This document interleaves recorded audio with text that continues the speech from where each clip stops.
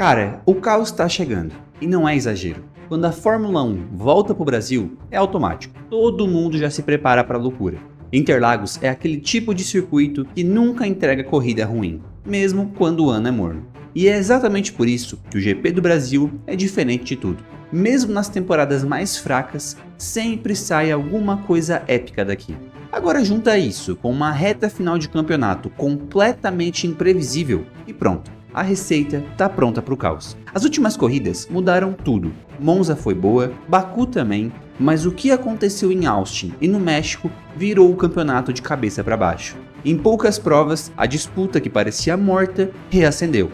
Tudo por dois motivos. Primeiro, porque o Piastri resolveu tirar férias antes da hora. Segundo, porque o resto das equipes finalmente encostou na McLaren. E era questão de tempo. Ninguém mantém vantagem técnica por muito tempo sem continuar desenvolvendo o carro. O problema é que quando o carro parou de ser tão superior, ficou claro que os pilotos não estavam no mesmo nível de equipamento. E aí, o equilíbrio voltou para o jogo. Agora, a coisa tá boa. Max Verstappen, com a Red Bull, tentando cavar ponto por ponto para apagar um déficit de 100 e trazer para 36. A Mercedes, com George, quieta, esperando o caos se resolver na frente. A Ferrari, desesperada, tentando salvar o ano com pelo menos uma vitória. E a McLaren, que ainda é rápida, mas perdeu aquele impulso de antes. Tudo isso vai explodir justamente aqui, em Interlagos, o palco mais simbólico da Fórmula 1. E não é à toa, essa pista é lendária. Cada curva carrega uma história. Da curva 1 até a curva 3, o traçado é um clássico, onde Verstappen e Hamilton já trocaram tinta em 2022. O segundo setor, cheio de variação, foi palco de toque entre Leclerc e Lando, e vários abandonos no ano passado. E aquele trecho final, onde o Hamilton basicamente destruiu a confiança do Albon, ainda é lembrado até hoje. Interlagos não perdoa erro, e é por isso que ela é tão especial. Aqui, a corrida é decidida em detalhes. E detalhe por detalhe, tem algo que pode mudar tudo: a chuva. Porque, irmão, quando chove aqui, é outra categoria. O céu de São Paulo é uma roleta, tá ensolarado e 5 minutos depois parece o fim do mundo. E o Verstappen, quando o asfalto molha, vira uma máquina. Ano passado foi exatamente isso. Pista escorregando, caos no rádio e ele mantendo o controle de tudo. Se a previsão se confirmar e a chuva vier, é difícil imaginar outro resultado. E já que a gente tá falando de Fórmula 1 de verdade, deixa eu te lembrar de uma parada. Se tu curte o esporte de verdade, dá uma olhada na loja da Auto Fórmula. Os caras têm de tudo: miniaturas, camisetas, bonés, tudo que um fã de Fórmula 1 pira quando vê. E eles não são uma loja qualquer, os caras entregam pro mundo inteiro. Usa o cupom MOTOR01 e garante 10% de desconto no site inteiro. O link vai estar no comentário fixado e na descrição, então corre lá. Agora, voltando à pista. Essa corrida vai dizer muito sobre quem realmente entendeu o regulamento atual e quem só tava surfando em um bom momento. E mano, é impossível não falar da Ferrari. Eles são a definição de frustração. O carro é bom, os pilotos são bons, mas a execução é um desastre. Estratégias sem lógicas, decisões confusas, azar constante.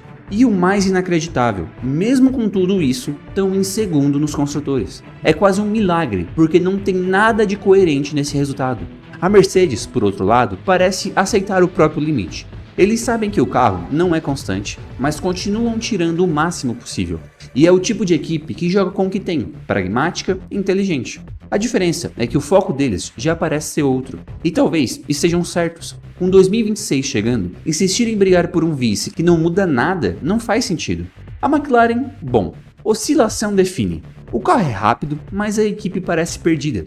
Piastri, apagado. Lando tentando resolver sozinho. E o resultado é um time que não sustenta o próprio hype. A diferença pro meio do ano é brutal. E dá pra ver que sem aquele extra técnico, o desempenho humano começa a pesar. E aí entra Verstappen. O cara não precisa do melhor carro. Ele só precisa de uma pista viva, daquelas que mudam a cada volta. Interlagos é o tipo de cenário que expõe os pilotos que dependem do equipamento. Aqui vence quem tem leitura e frieza. E nisso, ninguém chega perto dele. É por isso que mesmo sem o domínio absoluto da Red Bull, ele ainda parece inevitável. O mais curioso é que o campeonato, na teoria, está encaminhado, mas na prática tem muita coisa em jogo. Aqui é o tipo de corrida que define moral, não só ponto. Um bom resultado em Interlagos muda o rumo de uma equipe, e o oposto também. E é por isso que esse final de semana promete tanto. Chuva, pressão, história e um grid que parece à beira de um colapso. E quando a gente olha para o meio do pelotão, a confusão é ainda maior. Haas, Aston Martin, Sauber e Williams. 4 histórias completamente diferentes que por algum motivo agora se cruzam. E ninguém sabe como isso vai acabar.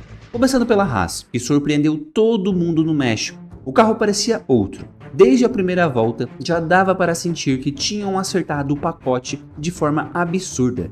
Berman quase subiu no pódio e Ocon, vindo lá de trás, ainda conseguiu pontos sólidos. Estratégia precisa, pitstops bem executados, ritmo consistente. Tudo que nunca se espera da Haas, eles entregaram. Agora, o desafio é repetir isso em Interlagos, uma pista que é tudo menos previsível. Mas no ano passado, eles já tinham andado bem aqui, e o Berman, com mais experiência, pode repetir o bom resultado. A Aston Martin, por outro lado, é o oposto, um time em queda livre. Alonso desistindo no meio das corridas, Stroll irrelevante e uma equipe que parece completamente sem direção. É doido de ver, porque o carro já mostrou o potencial. O problema é que o projeto virou uma bagunça. Um fim de semana tão bom quanto o início da temporada parece um sonho distante. E sinceramente, se forem bem aqui, vai ser mais sorte do que mérito. A Aston Martin virou o tipo de equipe que irrita. Um dia parece competitiva, no outro parece perdida. Agora, o Williams. Essa é diferente. Uma história que dá gosto de ver. Eles não têm o carro mais rápido, mas são consistentes. Estão firmes em quinto no campeonato e é muito improvável que percam essa posição. Racing Bulls teria que fazer um milagre para ameaçar. E o mais legal é ver o trabalho de longo prazo funcionando. A equipe passou anos sendo motivo de pena e agora está colhendo o resultado da reconstrução. Carlos finalmente encaixou. O time achou um ritmo e 2026 pode ser o ano do retorno de verdade. Mas aí vem a parte interessante, o topo. Porque enquanto o resto do grid tenta sobreviver, Mercedes, Ferrari, Red Bull e McLaren lutam entre si para descobrir quem ainda tem fôlego. Mercedes, mesmo irregular, ainda tem chances reais de terminar o campeonato em segundo. A disputa está apertada, muda cada final de semana. Um resultado ruim em uma corrida joga tudo pro alto. No México, foram apagados, mas Interlagos é um terreno amigo. Historicamente, o carro deles funciona bem aqui. E é possível que tirem um pódio, dependendo do caos da corrida. O dilema é aquele, forçar até o fim ou pensar no carro novo. E honestamente, a segunda opção parece mais inteligente. Ferrari, não dá para entender. O carro é rápido, os pilotos estão entregando, mas nada flui. É o tipo de equipe que sempre dá um jeito de estragar o próprio resultado.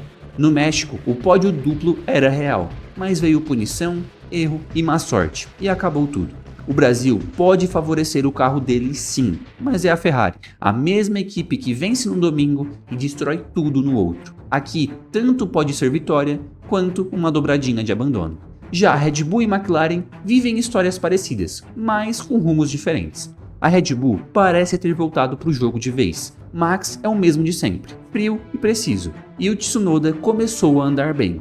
Se não fosse a estratégia no México, teria pontuado de novo. O carro é competitivo e eles estão calmos. É uma equipe que confia no processo, não precisam fazer milagre, só deixar os pilotos correrem.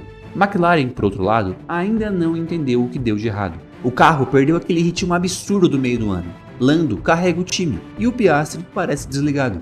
Ainda são fortes, claro, mas já não são uma ameaça direta à Red Bull. Mesmo assim, é uma pista como Interlagos que o talento individual faz diferença. Lando pode tirar algo da cartola. Agora, entre todos os pilotos, tem um nome que sempre ganha atenção especial aqui no Brasil: Lewis Hamilton. O cara tem uma ligação quase espiritual com Interlagos. É onde ele mais se transforma. Mesmo sem carro dominante, ele sempre arranca algo daqui. E com a Ferrari, essa pista pode acabar virando ponto de virada simbólico para ele. Se tiver pódio, ninguém vai se surpreender. E para fechar as previsões, sprint deve ser morna. Max leva a pole, Lando vence. No domingo, chuva e caos. Verstappen vence mais uma vez, Lewis em segundo, Lando em terceiro, Piastri em quarto, Russell em quinto, Bortoleto em oitavo, o que vai fazer a torcida ir à loucura nas arquibancadas. E pode anotar, vai ter uma bandeira vermelha no Q3 com pausa longa. É Interlagos sendo Interlagos. E esse é o tipo de corrida que muda a narrativa. E não é exagero, domingo pode selar de vez o domínio do Max nesse regulamento, mas também pode ser o início de algo novo para quem tiver coragem de arriscar. E se chover, e vai chover, vai ser o GP mais imprevisível do ano. É o Brasil, cara. Aqui, a Fórmula 1 nunca é só corrida. É guerra, emoção e caos. E é por isso que a gente ama tanto. Se você quiser ver o que o Adrian Newey disse sobre Senna e Verstappen, dá uma olhada no vídeo que está aparecendo agora na tela. E se você quiser os melhores produtos da Fórmula 1, vai na loja da Automotor que está na descrição e usando o cupom MOTOR01 você tem 10% de desconto e ajuda o canal a continuar trazendo mais vídeos como esse. Eu sou José e esse é o Paddock Motor. Valeu, galera!